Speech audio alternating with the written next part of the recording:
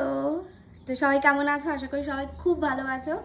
Ready হয়ে নিয়েছি, বেরোবো, ইস্কন যাব মা বাবার সাথে। আমি আগেও গেছিলাম, আমার একটা লং ভিডিও আছে ইউটিউবে, চাইলে দেখতে পারো, ট্যাগ করে দেবো।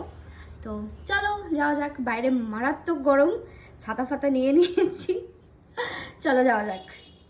হরে কৃষ্ণ।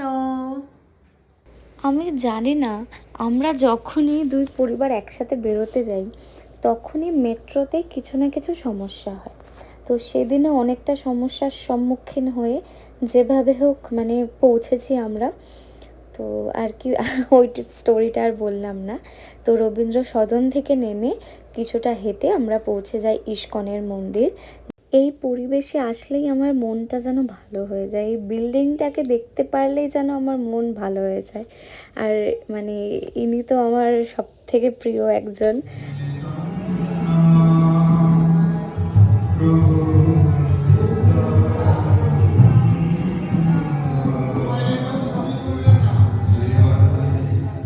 তো দর্শনের পরে আমরা যাই ভোগ গ্রহণে। তো ভোগ গ্রহণে সেদিন খুব একটা ভিড় ছিল না। ইস্কনের মন্দিরে ভোগের জন্যে পার হেড কুপন লাগে 100 টাকা করে। আর সেদিন ভোগ তোমরা দর্শন করে নাও, অপূর্ব।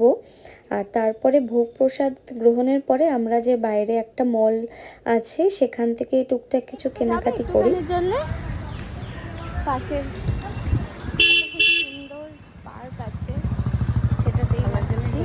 হ্যাঁ, রাজহাঁস দেখলাম। হ্যাঁ, রাজহাঁস তো ওইদিকে চলো, একটা খুব সুন্দর ময়ূর আছে। কোথায়? ওই যে ওই যে ওই যে কাকের গল্প, একটা খুব সুন্দর ময়ূর, ল্যাদ লাগছে হেঁটে যেতে। পুকুরটা খুব সুন্দর। কেন পড়লে কি কি হবে? এইটুকু পড়লে তো মাটিটা তো দেখা যাচ্ছে। আমায় বলে না, আমি এপার থেকে সাথে উপরে চলে যাবো। এই যে আদি তেলাপিয়া, এই যে দুটো, ওইটাই দুটো। দেখে দেখি ওইখানে এই হাঁসটাকে কি সুন্দর লাগছে। সাদাটা হ্যাঁ, হলুদ ছোট, হলুদ পা।